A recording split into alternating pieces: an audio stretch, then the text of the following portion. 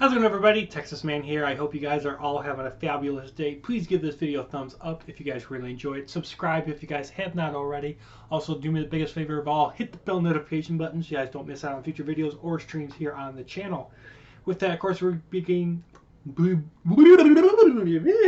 can't talk right now. We're going to be continuing reading on through my book series. This course is going to be continuing on with the Chronicles of Unit 4, The Core Arises. This is part 3. If you guys haven't had a chance to check out part 1 and part 2, make sure you guys do that. If you guys are reading along with me, we're going to be continuing on with chapter 5, Tree Alliance. And then we will be reading through that chapter, and we will also be reading chapter 6, An Old Ally. And we will also be reading chapter 7, Liberation, and then chapters 8, 9, and 10 will be saved for part 4, which will be the last part. Hopefully, that is my goal, is to have this book divided up into 4 parts. And so with that, let's get into the video, and I hope you guys enjoy. Chapter 5, Tree Alliance. Unit 4 had just passed the planet Yon 4. It was now minutes away from entering FE-74's atmosphere. "We have arrived," said Devon on the command bridge. Paul drove the V-87 into the atmosphere, and soon the team looked to see that the planet was not lifeless. Numerous animals were on the planet, like tigrosauruses roaming the land, dolphins were living in the water, and pterodon brakes were flying around in the sky. This planet appeared to be able to sustain life for humans and other creatures. Mountains towered miles high, and all the oceans had fresh water. "I can't find any heat traces of life signs or anything else. All I'm receiving is heat traces from all the creatures and the trees," said Christy. "The trees are giving off heat?" asked Paul. "Well, trees giving off heat is possible in theory, but only if they are alive," said Devon. "Paul, let's remain on the search for other life and see if the trees are alive or not," said Douglas. "Maybe they would consider helping the Corps and having a base built here," said Devon, as the ship landed. 3 minutes later. I apologize for the background noise. I got family over. Unit 4 loaded their blaster rifles to the sound of movement. "Devon, do you still have heat traces from the trees?" asked Douglas. "Yes," replied Devon. "We are leaving. We aren't spending more time to wait for trees to make an alliance," said Douglas. "Don't leave. We just decided to finally talk with you 4 humans," said a voice. Unit 4 turned around, and Douglas gave a whisper signal to prepare to open fire if it was the arm. "Who's there?" asked Douglas. "Douglas, you don't need to be dumb about this," said Devon. "Okay then, trees that are alive. Will you come to us in a square formation? Open your eyes, if you have any, and talk, please," said Douglas. Every single tree opened their eyes to walk, made a square, and began to talk with the team. "Do you have a leader?" asked one of the trees. "Yes. I, Douglas Armstrong, am leader of Unit 4 and a commander of the Corps," said Douglas. "Welcome to FE-74. My name is Rosh," said the tree. "Great to meet you, Rosh. Now I will get right to the point about why we are here," said Douglas. "This is my team known as Unit 4, and we are part of the Corps," said Douglas. "Who is the Corps?" asked Rosh. "The Corps is the resistance against the arm that has plans to take over the universe by destroying all opposition to their conquest," said Douglas. "I understand so far," said Rosh. "We were sent to determine if FE-74 was lifeless and report what we found," said Douglas. "Well, now that you know we live here with other creatures, what is your report going to be about?" asked Rosh. Douglas looked at his friends and knew that this was going to be the turning point in the war. "We will be informing our home planet Earth too that you have decided to join either the Corps or the Arm. If you join the Corps, a base will be built here for the Corps to use," said Douglas. "Was that information part of a question?" asked Rosh. "Yes, that's how I speak when I know it is a big decision that will determine the fate of a planet," said Douglas. Rosh looked at his friends and family, unsure of what choice he should make. "Place your weapons on the ground, and then I'll give you my answer," said Rosh. Unit 4 did as they were instructed to do. "You took the risk that if I chose the arm, we would kill you easily. Yet I have decided to join the core. Well, not to rush off, but we have more planets to turn to the core, said Paul. Thanks for the reminder, said Douglas. You can leave, and just make sure that the sooner the base is built, the better, said Rosh. Unit 4 departed from FE-74 and continued onwards to the planet Core Cloud to take care of a political problem with 2 opposing planets. Chapter 6. An Old Foe. Unit 4 had just entered Core Cloud's atmosphere to see the planet was still a large platform city in the sky with its alliance to the core. Paul landed the V-87 and the team prepared to deal with a different type of problem. This problem was not about how to end a war, but instead Unit 4 had to try to allow the planet C7S6 to realize that though the droids did work for Darth Upte in the Galaxy War, they could change to a better side and not join another army with plans as the Empire. Before the team could enter the meeting room, they had to give the guards all their weapons, but the guards didn't think of the Book of Power as one. Welcome, Unit 4, to this 100th meeting of this continuous political problem, said the human representative of the planet Core Cloud. Now that all the leader core planet representatives are in this room, with one undecided one, we shall now get to business, said the same man again. I'm afraid that my team and I would like to know who the leader core planet representatives are, said Douglas. My name is General Barron of Core Cloud, said the man. This is General Abbey of Cassando, General Array of Yon 4, and Douglas of Earth 2, said General Barron. Who is the leader from C7S6? And did you not receive word FE-74 has also joined the Corps? Asked Douglas. I am Droid General Ace from C7S6, and not one core planet in the universe has heard FE-74's choice about joining the Corps, said the droid.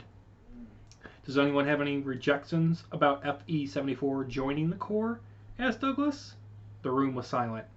Then I declare the planet FE-74 an ally to the Corps, said Douglas.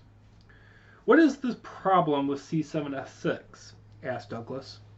Droid General Ace wishes to have his planet join the Corps, but wants something in return, and we thought it to be best to have it put to a vote, said General Barron. What is it that you want in return for joining the Corps? Asked Douglas. I want the Book of Power to be in my hands, said General Ace. Douglas looked at his friends because if he gave the book to anyone else, they would find a way to use it or destroy it.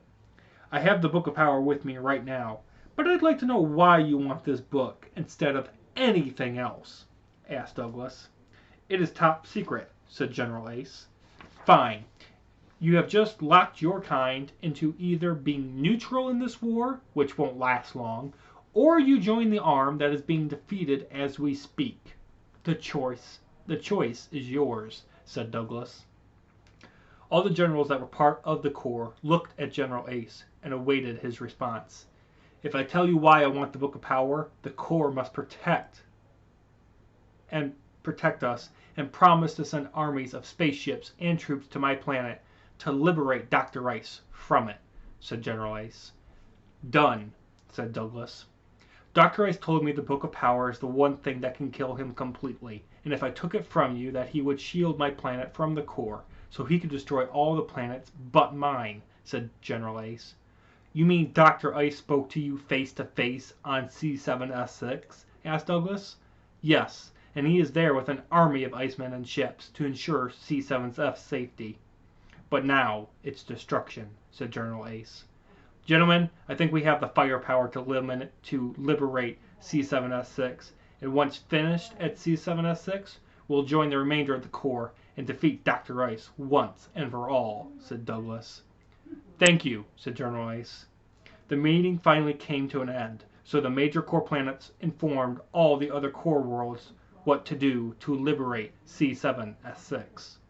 Unit 4 headed to Earth 2 to inform President Alexander about their past missions and that it was time for the President to give control of Earth 2's army of spaceships to Douglas. Chapter 7. Liberation. Unit 4 was now inside of the noble office of the planet Earth 2, informing the President about the current situation in the universe. You made an agreement to transfer all military command of this planet when I needed it most, and the time has now come, said Douglas. Will I ever receive my powers back again? Asked President Alexander. I don't think so, sir. Plus, all the Corps leaders now know that I'm the leader of this planet, said Douglas. Then do what must be done to save us all, said the President, before shaking Douglas's hand and transferring his commanding powers. War has already picked up in War has already picked up in intensity, and our first goal is to liberate the planet C7S6 from the arm and then locate Dr. Rice's new base of operations. Take it over and take him out, said Douglas. Good luck, Unit 4, said the President. The team boarded the V-87 and their army of spaceships with thousands of troops in each, headed towards the planet C7S6. Location: outer space. Every single planet had sent dozens of warships to help in the liberation of the planet C7S6. The Corps had defeated the armed forces on the planet, and now they had to deal with the incoming armed ships being led by Dr. Rice. While Christy and I land on board the armed ship that Dr. Rice is on, you two pilot this ship, said Devon to Devon and Paul. Once Dr. Rice is killed, I'll call you guys and inform you of the situation, said Douglas. Douglas and Christie departed from the V-87 and Corps fighters to head into battle. Location: Dr. Arm's ship. At last, the Corps has grouped together to attempt to defeat me, yet they are unaware of my secret weapon, said Dr. Rice. General, once in range of the Corps fleet, destroy them all, said Dr. Rice. Location: Corps fleet. Hey Douglas, are you going to give a spirited speech like the one before the Universal War? Asked Paul. No, my friend, because I had a vision that this isn't the last fight against Dr. Rice and the arm, said Douglas. The battle began with the firing of one nuclear missile from each side that targeted each other, causing a cloud of smoke to appear between the two armies. Let it begin, said Dr. Rice on his armed ship. All Major Corps generals, the time has come to defend this planet. So, show no mercy, for you shall receive none, said Douglas in his Corps fighter. The two sides realized their cannons and missiles were in range, and the battle for C7S6 began. Open fire, said Douglas. Christie fired missiles and shot down the shield generators of an armed ship. Douglas, the hangar doors on the armed ship are opening, said Christie. Paul, prepare for incoming fighters, said Douglas. Dozens of armed fighters zoomed out of the hangar bays and entered the battlefield. Douglas, I'm going to destroy the shield generators on the armed ship that Dr. Rice is on board, and I need you to give covering fire, said Christie. Giving covering fire, said Douglas. Christie put her fighter into a perfect position and locked on to the two shield generators on the armed ship. Please move faster. The fleet isn't doing so well, and I'm losing missiles fast, and my laser cannons cannot penetrate all these enemy fighters at once, said Douglas. Enemy targets are locked on, said the computer in Christie's fighter. Freeze this, Dr. Rice, said Christie, before firing two nuclear missiles towards the armed ship. Kaboom! Douglas, the shields are down, and I'm preparing to land the ship, said Christie. Christie, look out! Yelled Douglas, but the notice to Christie that she was about to enter the pathway of 6 hydrogen missiles was too late to save her life. Paul, the shields on Dr. Rice's ships are down, so I'm going in, said Douglas. Where is Christie? Asked Paul. She is dead. As I foresaw. I'm sorry, Paul, but her death was necessary, said Douglas. When Dr. Rice is killed, I'm leaving Unit 4 forever, and I'm never talking to you again, said Paul. Then when Satan arises, we won't be able to defeat him without you, said Douglas. Douglas landed his fighter in the ship's hangar bay and sliced all the icemen in his path to the elevator. This is Douglas of Earth 2. I've landed safely on Dr. Rice's ship, but I don't know which level the bridge is on where Dr. Rice is located, said Douglas on his earpiece. This is General Abbey. The bridge is on level 42, said the general. Thanks, said Douglas, entering the elevator and pressing the button with the number 42. Location: the bridge. Target the V-87, said Dr. Rice. Click! The door to the elevator opened, allowing Douglas to see that only Dr. Rice, the ice general, and a few other icemen were on the bridge. Dr. Ice's chair turned around to see Douglas face to face. Any last words, Douglas? Asked Dr. Ice. Why should I? You're the one that is about to lose this battle and this war. I should be asking that question instead, said Douglas. Go ahead then, and use your weapons to destroy me, said Ice. For the book, said Douglas, with the Book of Power in his hands. However, nothing happened to Dr. Ice. Try again, said Douglas. Douglas drew his lightsaber and ran it into Ice's cold heart and jumped back. But nothing happened. Douglas was confused as to how neither the Book of Power nor his lightsaber killed the Doctor. Douglas looked at Ice and had a vision of the future. General, would you escort the leader of Unit 4 and the commander of Earth 2 to the dungeon? Said Ice. For the buck, said Douglas. All the Icemen were turned into dust particles, yet Dr. Ice remained. You're not physically present. You're actually at your home base controlling the hologram to activate a bomb on the ship that will destroy every ship within this sector to win this war, said Douglas. You are learning quickly that everything you see isn't always what it seems. But you can't save your fleet, Douglas. It's time for me to say farewell, said the Dr. Ice hologram. Sorry, Ice, but you and I will meet physically, and the next time you'll be defeated, said Douglas. The hologram pressed a red button on his chair. Kaboom! Absolutely nothing existed around the planet C7S6 because of me teleporting the core fleet to the planet Earth 2. There we refueled, resupplied, awaited for the news from Deborah Armstrong of where Dr. Ice's secret base of operations was located in order to attack him next. And that's going to do it for me, guys. Look forward to part 4 coming out very soon. Bye, guys.